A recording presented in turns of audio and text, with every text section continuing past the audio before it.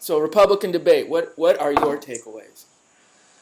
My biggest takeaway from the Republican debate was how did Rand Paul get those girls who usually scream at American Idol to scream for him every time they mention his name or he said something? That was pure genius. And there's this one sorority, I guess, out at USC or UCLA, one of the two, that they get all the girls from. So Rand found that and he channeled that. Um, One of my big takeaways on the thing is obviously there is this square off coming between Rubio and Cruz because they're both fighting to be the next big thing in the Republican Party. Right now, Donald Trump is the big thing in the Republican Party. I would have to say, in my view, he came across as kind of a lightweight in the debate, and he, and the biggest point I think of that was when they were talking about this nuclear triad. Who came off as a lightweight? Trump. Trump. Well, because Trump didn't know what a nuclear triad was. Right, which I guess for someone who's trying to be the commander in chief is a. But Ted Cruz doesn't know what carpet bombing is. Yeah. They were talking about carpet bombing, and he goes, "Yes, but we're going to do precision. We're going to precision and go where they are." That's not carpet bombing. That's why it's called carpet bombing. It's not called precision bombing. Look, I think there's a total misnomer that, and it happened after World War II, basically because of Eisenhower. But we did have people who actually served in the military. Okay, now, obviously the obvious one is Dwight Eisenhower, but even Kennedy was in the war. Yeah. So really, to say that you're commander in chief and you have to have all this strategic and tactical knowledge that's not what it's about. Okay, it's really about having the right members of the Joint Chiefs of Staff and having them tell you the truth, not what you want to hear. Let's run down the candidates. We'll just start on one end and go to the other. Let's start with Kashishi or whatever his name is. Get sick. Yeah. What are your takeaways on that guy? He was channeling H.W. Bush's hand things from Saturday Night Live. He is very calculated in the way he chops. And, no Republican has ever been elected president without winning Ohio. Well, he's just who cares. Let's face it. He's just who cares. Let's just move on. I mean, he's not very presidential. Who cares? All I noticed was he was the only one, well, with the exception of Carson, but he's sort of like his own thing. He was the only one wearing a blue tie. Everyone was in all the other guys except, Carson, but forget Carson for a minute. They were all in blue suits with red ties with their little American flag pins. Yeah. Except for Kashishi, or whatever his name is. Kashish. He had a blue tie, but anyway, he's not going anywhere. He's not going anywhere. So let's go to the next one. The Carly. Boy, Carly looked mean. I mean, she really... She looks like an arch villain from the movies. Like when the arch villain comes on with her head cocked, and I expected to hear arch villain music coming in the background, and she looks like that really spinster school teacher that knocks you on the hand with a ruler and just know that everybody is petrified of. I mean, yeah. And well, I'm going to talk to Putin after we build up a bunch of missiles in Northern Europe and after we add 5,000 more aircraft carriers and make more, then, blah, blah, blah, blah. Then we talk to Putin. I mean, and you just saw Putin came out today and said how much he likes Trump. But anyway, back to whatever, Carly. Yeah, that's all about the party. Right, no. But that's all about party. Yeah, Carly, arch supervillain. Yeah, Carly, she has this, and of course she learned this from her father, the MBA skill of making herself more than she is. Right. making herself appear like we sold in all of these countries, and I knew all. Well, how did we secure all of them? I had to do that. Really, she had to do that. So, Let's face it, Carly sucks, not going anywhere. Let's move on. he's You know, not gonna- and what's funny is she claimed to have won the debate. She's claiming she won. again, that's part of the skill set. Right. I'll tell you what Carly needs. I'll tell you what she really needs. She needs a mentor. We know one. We know someone who she can mentor. needs She a probably mentor. knows her. I'm certain. She just has. She needs an industry insider to clean up that image, and go, look, Carly, you gotta quit with the arch villain, spinster, mean school teacher vibe, because it ain't gonna fly. Yeah. But she looked like a character from Star Wars almost. yeah, but of the Empire. Yeah. Like an evil bad character that does bad things and that everybody hates and that is booed by the audience. Uncocked her head, like her head's all cocked and just, and bang, bang, bang, bang, dick, with just some sneer on her face. Come on. She needs to maybe take some lessons from the next one over, which I think was that Ricky Ricardo looking Marco Rubio. And let me first point out what I most noticed about Rubio is how freaking big his ears are. His ears are huge. They're like Romulan ears. He looks like a Romulan. He looks like a Cuban Romulan. His ears are massive. I just go, God, I can't stop looking at your ears. They're so big. And the other thing about Rubio is the guy talks in rehearsed sound bites, and if you listen carefully, there's a nervousness in his voice, which is another reason I think people like the guy next to him so much, Trump, because he's so off the cuff and speaks with so much confidence, even if he's saying nonsense. But there's a nervousness.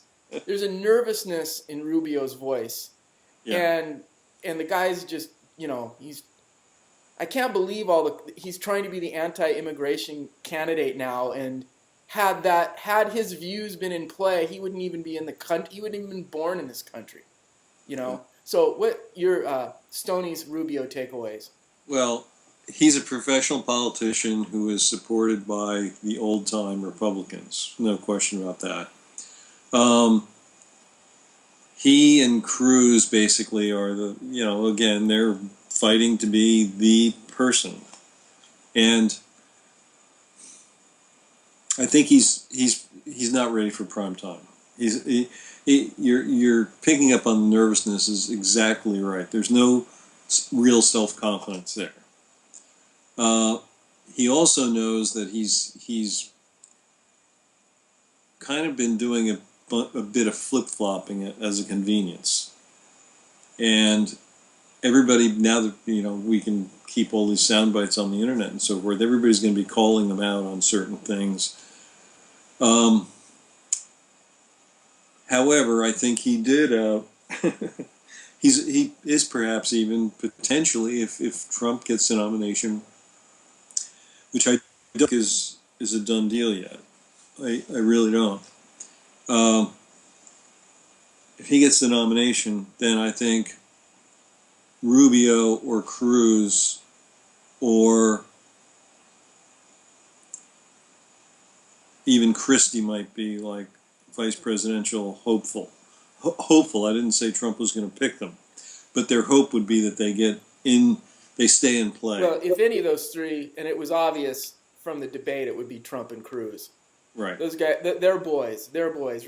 And Rubio, you're right. But you have to remember, he's going to have to deal with the RNC, and so they're going to say to him, "Look, they really don't like Cruz. I mean, the old-time Republican establishment, Cruz is a little bit out of control for them, so they would rather have Rubio." But I don't think Trump cares what they think, what they tell him. I think he'll, like he came out twice on two different shows on O'Reilly and Jimmy Kimmel and said, I'm going to be a Republican, I'm not going to run independent and so forth. But I guess getting back to Rubio, it's getting clear that the guy is just not candidate material. He's not ready for prime time. He's not. You know, I mean, No. he's almost. Everybody wants it to happen. Everybody wants him to be that guy, but you could just hear it in his voice, and it's subtle, but you pick that up, that he's not. His confidence is not all there. You know.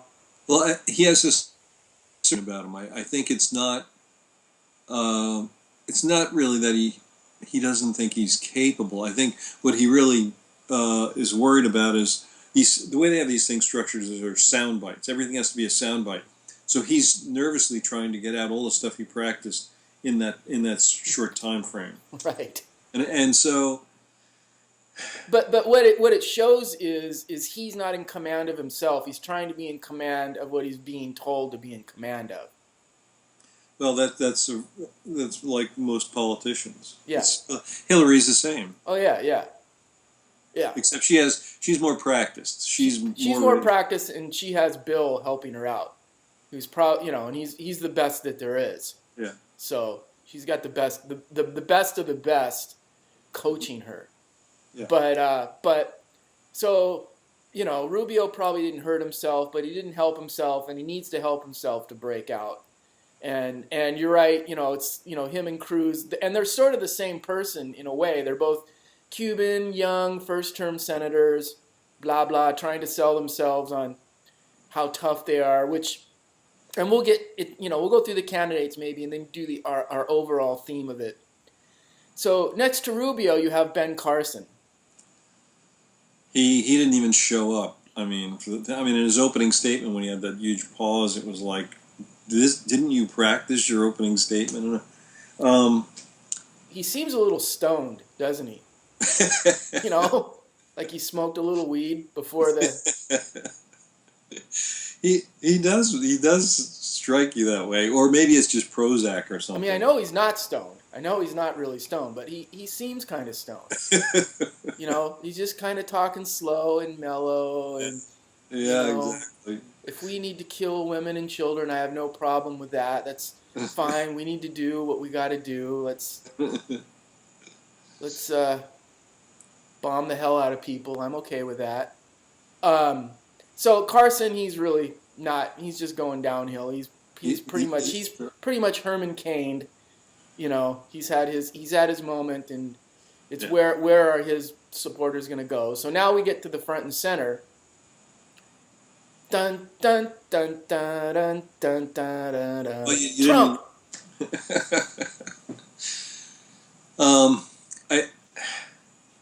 Who, by the way, most people feel won the debate, and if you look at the online polls, overwhelmingly, Trump. Well, just because he thinks I just commanded the whole thing. He's so far ahead. Everybody's giving him the nomination. I don't know whether that's actually going to happen. I think there is some doubt there.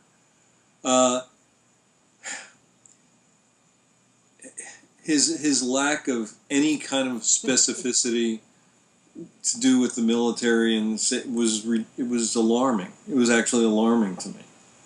If you're going into a debate and this is what they're going to be talking about, you ought to at least bone up on some of this stuff before the debate, and he didn't do that. He was too busy having fun being Trump. Yeah, he doesn't have time. Being Trump is a full-time job. He doesn't have time for that stuff. And you know what? And he doesn't need to. He doesn't need to, because his wheelhouse is not policy wonk or statistician. It's Trump. You're voting for Trump. You're not. That's what you're voting for. You're voting for the Trump brand, and he. Yeah. So he sort of has a free pass on all kinds of stuff, and nobody else has a free pass. Yeah. If it was interesting. Anybody else, they'd be all over them. Yeah, it was interesting that Rubio had to explain this is what a triad is. Right, but Rubio had to fire back at him. He wasn't expecting to do like when he fired back at when Rubio fired back at exclamation point and the other one. Like he was ready. Like he knew it was coming. This is coming. I got my reply, and of course exclamation point sucks. So nothing was going to come back at him. but to going after Trump, he's not really he doesn't have that confidence to, because he could have been demeaning and really put Trump in his place on that whole thing. Sort of like when Well, Obama that's when why Obama was telling Romney, well, we don't have the cavalry anymore, you know. Um, but well, that's why I think that he is still kind of holding his hopes out that maybe he could be a vice president. yeah, because I think generally the other candidates have a don't go after Trump. Except for Jeb. Yeah, when we'll get to the point, Yeah. get to the point in a minute. But just like it's not in our best interest to go after Trump because too much can go wrong. If it's not Yeah. worth the gamble, it's not worth the gamble. So everyone kind of stays off of him, and so that could have been an opportunity for Rubio to get some points in, but I don't think he really. No, he's kind of got the kid gloves thing. You've got to treat Trump with kid gloves, and again, there's no people aren't following Trump because of substance. They're following him because I'm going to make America great again. Right. Jeb, I think he, if he had been that aggressive in the very first debate, he would probably be further along now than he is. All right. And I think Trump is amazed by his own success. He's like, I can't believe they're still liking me, that even though I make all these mistakes. Remember, he wanted the whole ISIS thing to be taken care of by Putin. Just let them go do it. Well, Putin came out and said that he digs Trump. He digs Trump, and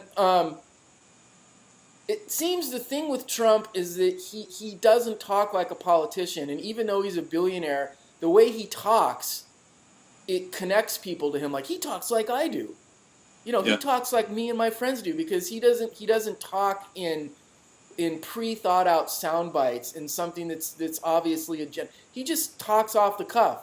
Oh, tough guy, Jeb. Yeah, no. So anyway, but he just he just talks off the cuff, and he doesn't talk so much like a billionaire. It's just like a buddy you'd meet at a bar, just shooting the shit or whatever. Well, he's like every man. Right, even though he's not every man by any stretch of the imagination, but he that's how he talks.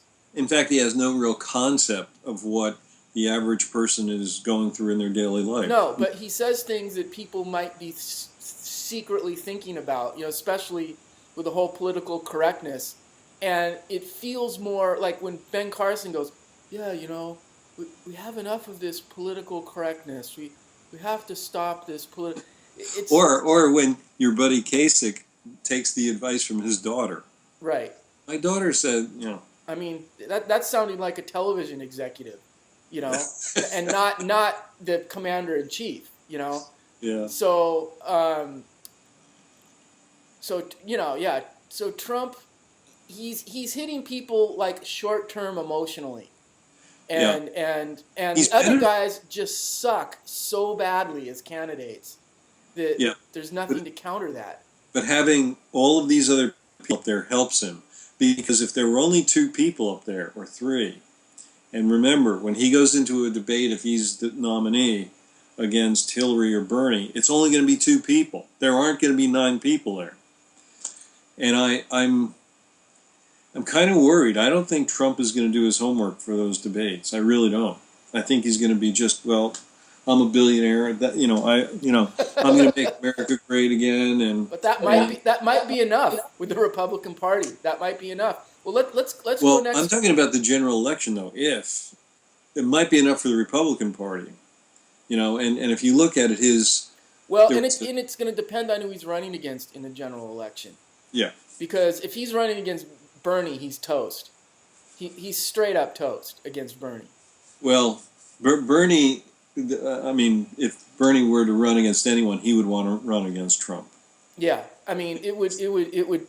But I think Trump could beat Clinton, because just imagine Trump could pivot every debate to all the skeletons in Hillary's closet. I mean, there's so much you could pivot to with her. If you remember, Donald made an interesting comment. I don't know whether it was an interview or whether it was in the debate. But he didn't even know whether she's going to be the nominee. Right. because there's out there that somebody goes, you know what? This is just too much. What we've found is too much. Well, they found 2 emails that were top secret when they went to her now. One was declassified down to just secret, but they're finding more stuff. But if it was Trump and Clinton, Trump would continually pivot, and there's so much you could just, because nobody's doing that with Hillary now. I mean, Bernie's running a clean campaign. Nobody's challenging her on what a horrible Secretary of State she was. And even if this Middle East stuff comes up, he can just go back, well, what were you doing when all this started? I mean, he would crush her everywhere. Well, I would say her record is so bad that it's almost impossible to defend. Right. He would just point out flip flop after flip flop, and you did this, and hey, What worries me is the back and forth with Hillary or Bernie. Obviously Bernie would be just like, look, you're the problem. Here's what. Right. But what really worries me is that the media, especially the more liberal media, and Trump says he likes CNN, but is going to go after him in a way. And they attempted to, and he said, this isn't professional, and they were just doing it for ratings. There's no question about that. Everybody knows that. You don't have to call up Jeff Zucker to figure that out. But what's going to happen is people will say, wait a second. You don't even know what a triad is. I mean, now you're just talking about nuclear whatever. This is like, you're as bad as George Bush. I mean... Right, but if you're juxtaposing him against Clinton, there's so much that Clinton, as Secretary of State, contributed to all the mess there. Well, and all Trump has got to say is, look, of course I don't know all this stuff, but I'm going to bring in the best of the best, because that's his thing. I'm going to bring in the best of the best, and he goes, I know what I don't know, and I'm going to bring in the best generals, the best advisors, and they're going to help me make the best decisions, because I only work with the best. I only work with the top. I'm going to bring in the top minds. That's what he's going to say, and people are going to go, okay, I can, and the thing is, Trump has been Trump, consistently Trump. Everybody knows what Trump is. He's putting it out there. Nobody knows what Clinton is. Nobody really knows. What they think, what they know for sure is that she's not trustworthy. Right. She's above number 2. Right. Or thinks she is. And she flip-flops on everything. So nobody really, like, if you put your vote for Trump, you pretty much know what you're going to get. And if anything, he's going to err toward a more liberal side, I think, than all the tough conservative talk that he's talking, because he's going to bring in the experts, blah, blah, blah, and go, well, maybe that's not such a good idea. Yeah. But Clinton, is going way too far to the left, and everything is going to flip-flop to the right. So it's like, I think... Well, quite simply, with Hillary, nothing changes. It's the same. Right. Nothing changes. And on the liberal side, it's only going to get worse, because she's far more conservative than Obama is. Yeah. She's much more of a crony, neocon than Obama is. So in a sense, the Republicans, they're going to win either way. If Clinton is the nominee, the Republicans are going to win either way. I guess the big fear is the Supreme Justice thing, because Trump did come out saying Clarence Thomas is his favorite court justice, but how much of this is bravado to get votes? I don't know. I mean, that's the thing. Well, I think you hit the nail on the head in that, and we had talked about this before. Trump is in all of his businesses. He hires people to run them, and he's just the brand. That's all he is. And when you had the original Apprentice on, you saw the 2 people who were actually running most of his businesses. Right, now, he's got his son on there, which But fundamentally, you're exactly right. That's what he's going to do, is say, okay, get me the toughest ass general who come in and say, and I don't want any kind of BS, I just want to know what the real story is. Right. Versus today, what happens, by the time it gets to that flag level, everything has to be changed to, sound like what the president wants. And that's bad, when you don't have anybody telling the truth at the highest level. But he won't put up with that, I would suspect he would be like, wait a second.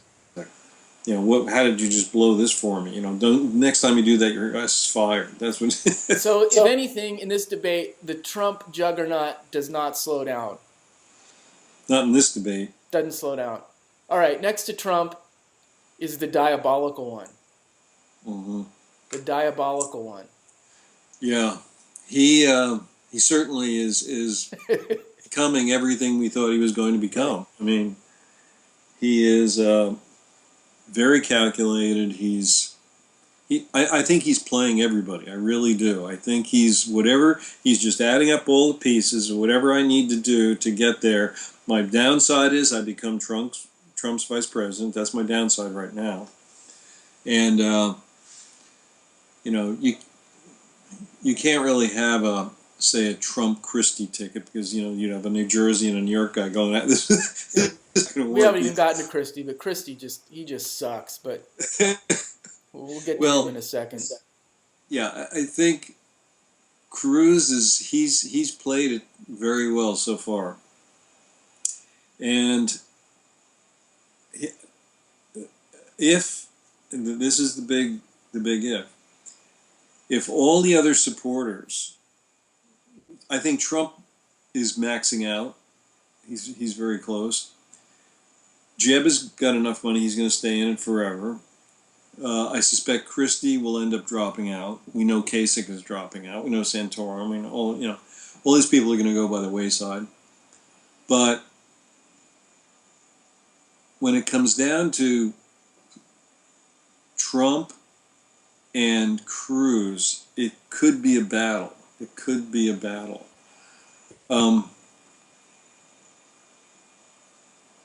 Does Cruz have enough gravitas to win it? I don't know. I don't know. Look, one thing about Cruz, he's not very likable.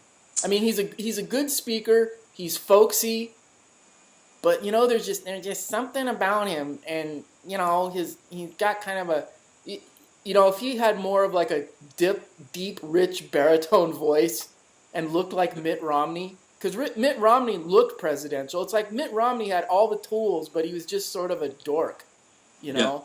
Yeah. And not as diabolical as imagine if Romney was as diabolical as Cruz. He would have been elected. He would have been elected. You know, I mean, Cruz is diabolical in spades, and I guess he has to be to make up for his shortcomings. But he's not. You know, I mean, he's not like Carly unlikable. He's not like to that degree.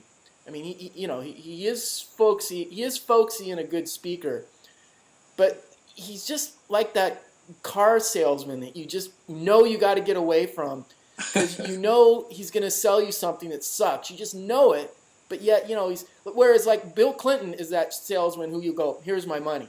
You know what I mean? I mean, here you go. I know the car sucks, but you're great. Here's my money. But I feel good about buying it from you. I feel good about buying it from you. I feel great about buying this car from you, even though I know it's going to break down. I just know it, but you know, you've sold me, dude. And Cruz is selling you that same car, and he's almost there with it, you know. But there's still that. God, I know this car is gonna suck, man. I know it. But you're not shoving him the money as quick as you're shoving it to Bill Clinton. Yeah, and the other thing I don't like about Cruz is he keeps falling back on his website. Go and I'm not going to tell you now what I said. Just go to my website and read the 11-page document. Well, written by lawyers. Yeah, exactly. What? Yeah, I can't even tell you really what it says, but go to my site. And so, yeah, I think he's. We'll see if he can fool all of the people, but I suspect he can't. I mean, the amazing thing about this is we still don't know nothing is obvious is what's going to happen. Let's move next to another candidate who claims to have won the debate. Exclamation point. Yeah, he's claiming that he won, whereas if you look at all the polls, he's the loser. Yeah. In holding you personally for making them drop the exclamation because you keep going. You know, he'll always have. He needs that exclamation point. Yeah. He needs it. He does. He tried to come out as I'm such a tough guy, and he just played right into Trump's hands. Yeah, you're a tough guy, Jeb. Come on. So uh, he, he was having fun up there. That's what he wants to do, and you can't believe him. He's not having any fun. Right. He's the candidate who has more money than all the other people up there put together, and he can't even generate any following.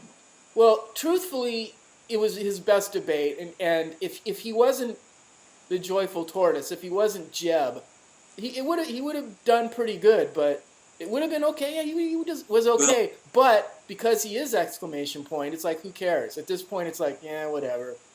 You're trying. At least you're trying a little bit now. If he had done that, as I said in the first debate, Yeah. he would be in a lot different position now.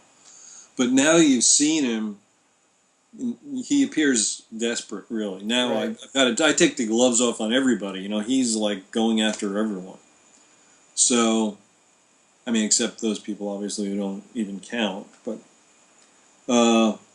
yeah, his time is over, and he's just another puppet up there to for the RNC, and who knows what kind of next kneecapping move he'll make on Right. Trump. Well, I'm sure they all believe, and as you pointed out, his campaign people want to keep their lucrative gigs because they've got all that money in the bank. So why pull out till the tank is empty? So and so I'm sure that his peeps still see a path to victory, and as does everybody. Probably thinks they have everybody up there probably believes they have a path to victory, and if they don't totally believe it, the people around them spending their campaign cash believe it. Yeah. So, and then that brings us to Rand Paul at the end. Again, my... Oh, no, we forgot the big Chris Christie, warmonger Chris Christie, tough guy Chris Christie, who sort of embodied what seems to be the theme of this whole, which pretty lame CNN, pretty freaking lame debate, pretty lame questions, questions that were flat out lies, but anyway. It's like, who is the toughest guy? Like all these guys, who's the toughest person? I'm tougher than you are. No, I'm tougher. No, I'll bomb the hell out of them. I'll kill everybody. I'll start World War III. They're all trying to prove how tough. I'm going to spend more money on weapons than you are. No, I'm going to spend the most money on weapons. And then here's Rand Paul. Well, how are you going to pay for that? It doesn't matter. If America's not safe, it doesn't matter. We need more weapons, and it's like, well, what ISIS is like 30 to 100,000. I mean, an aircraft carrier does no good against ISIS. You know what I mean? And so a destroyer is not stopping ISIS. But anyway, getting back to Chris Christie, he just came across as I'm the toughest guy here. I'm New Jersey tough. And of course, he lied about the 9/11 thing because he wasn't assigned his attorney gig till after that happened. He's just, and you know what? Let's face it. He doesn't look like a president. No, he, actually, mentioning the debate, I think it was too narrowly focused. It was really too narrowly focused. And your buddy Kasich pointed out, wait a second, we really should be talking about the economy. They took advantage basically of the tragedy in San Bernardino to make it narrowly focused on ISIS. Now, the reality is, if we wanted to eliminate ISIS, we could do it in, I would say, a month. Okay? And it will take American boots on the ground. I mean, thinking these other Arab soldiers are going to come in and wipe out ISIS is going to be like, who can drop the gun faster? That's what it's going to be, because they'll be like, holy cow, I got to get out of here. So we just have to realize that the real way of eliminating ISIS is simply to, again, change the rules of engagement so you don't have to call the White House every time you want to drop a weapon. Realize there is going to be some collateral damage. There's no getting around it. But the collateral damage, as Trump said, when they booed him, he said, hey, do you want him killing us? Is that okay? That seems to be okay. So, uh, you know, go in with a very powerful force, you know, from an aircraft standpoint, and you know, then you're going to have to put some boots on the ground to just you can't, obviously you could take one nuclear weapon and wipe out the whole country. Okay, so that is not an acceptable solution right now. Well, Cruz wants to see if sand can glow purple. Well, if he drops a nuclear weapon, that's what's going to happen. No, actually, the sand will become vaporized in less than 1 second. Everything will go to 20,000 degrees in less than 1 second. Well, So yeah, it's basic, you know, basically, and I thought I was really thought, you know, Blitzer did a decent job trying to, you know, stop Ted Cruz from talking, which was well, very it was really just not so much a debate as like a town hall meeting for let's build a big military and kill some people. Let's do it. I mean, you know, and I'm the toughest guy. I'm the toughest guy. I want the biggest military, and I want to go in there, and I ain't gonna take crap from nobody. And if anybody gets in my way, they're toast. That was basically, and they're all running against Hillary Clinton. You know, Yeah. which was probably a mandate from CNN. It was like, it's look, still Obama and Clinton, and if you mention you're running, you have to mention you're running against Hillary Clinton. That's part of the waiver that they signed. You know, I'm sure. So that non-informed voter, oh yeah, they're running against, yeah, Clinton is the nominee. yeah, Trump was the only one who mentioned that maybe she won't even be the nominee, because everyone else, they were talking about the Obama, Clinton, White. Well, Right. first, she's not in the White House right now. You know, it's just That was probably a mandate from CNN, Clinton's advertising arm, CNN, saying, all right, as part of your waiver, as part of your agreement to be in this debate, you must say this. yeah. But ridiculous. Nothing about jobs, nothing about what people. I think people wake up in the morning not worrying about looking out their window and seeing a freaking terrorist with a machine gun. They're worried about getting a job. You know, Yeah, I think that's a big worry. they're worried about, you know, staying above water. There's Yeah. bigger issues. Well, we now have the middle class is now less than 50% of the people in the country. This is not good. It's the lowest ever in history. I mean, it is literally, you know, when it was 61%, people were worried that the middle class was too small. So Rand Paul. Rand Paul is, I really wonder what some of the people in Kentucky are thinking, but, you know, they have He did have a couple good points. You know. Oh, he's an intelligent guy, and some of the things make sense. Obviously, you know, the biggest problem is not the national debt. I mean, he is still focused. Remember, this was Ross Perot's thing about how we were all going under because of the national debt, and then when the economy started growing, suddenly we had a surplus. So he doesn't get that. He doesn't say, okay, the debt Right. is a problem, here's the solution. His solution is always, let's spend less, let's do less, let's make government smaller. I guess the strange thing is, and of course this debate was more focused on, you know, turning the Middle East into melted glass, is when an occasional sane statement comes out of Rand Paul. Yeah. What does that tell you? Yeah. Well, and actually he was there kind of correcting other people. When Rand Paul is the voice of reason, what is that telling you? Yeah, it tells you we need some different candidates.